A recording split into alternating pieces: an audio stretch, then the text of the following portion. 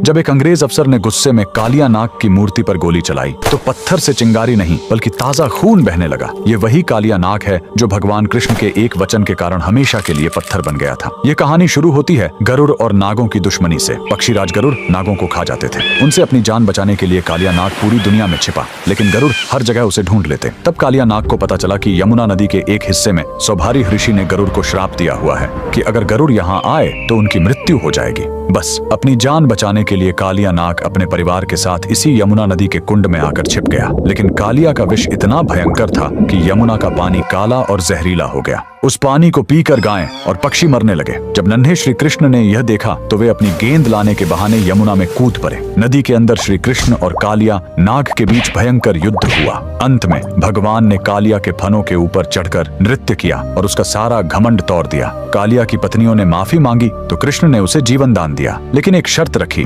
तुम्हें अभी इसी वक्त यमुना छोड़कर वापस समुद्र में जाना होगा। जाते समय भगवान ने उसे एक चेतावनी दी, जाते समय पीछे मुड़कर मत देखना, वरना जहाँ देखोगे वहीं पत्थर के हो जाओगे। कालिया नाग अपने परिवार के साथ निकल पड़ा, लेकिन जैसे ही वह ब्रज की सीमा पर स्थित जैत गांव के पास पहुंचा, उसके मन में एक बार फिर वृंदावन को देखने का मोह जाग उठा। उसने सोचा एक आखिरी बार देख लूं, और जैसे ही उसने पीछे मुड़कर देखा, श्री कृष्ण के वचन अनुसार वह तुरंत वहीं पत्थर की मूर्ति में बदल गया। कहा जाता है कि उसकी पूंछ आज भी जैत गांव के जमीन के नीचे से लेकर वृंदावन तक फैली हुई है। सदियों बाद जब भारत में अंग्रेजों का राज्य आया तो उन्हें इस कहानी पर विश्वास नहीं हुआ। सच्चाई जानने के लिए एक अंग्रेज अफसर ने मूर्ति के आसपास खुदाई शुरू करवाई, लेकिन खुदाई का कोई अंत ही नहीं मिल रहा था। झल्लाहट और गुस्से में आकर उस अफसर ने अपनी बंदूक निकाली और कालिया नाग की पत्थर की मूर्ति पर गोली चला दी। तभी पत्थर के उस घाव से खून की धारा फूट पड़ी। ये चमत्कार देखकर अंग्रेजों की रूह कांप गई और वे वहां से दुम दबाकर भाग खड़े हुए। आज भी जैत गांव में वह मूर्ति मौजूद है। कमेंट्स में जय श्री कृष्णा जरूर लिखें।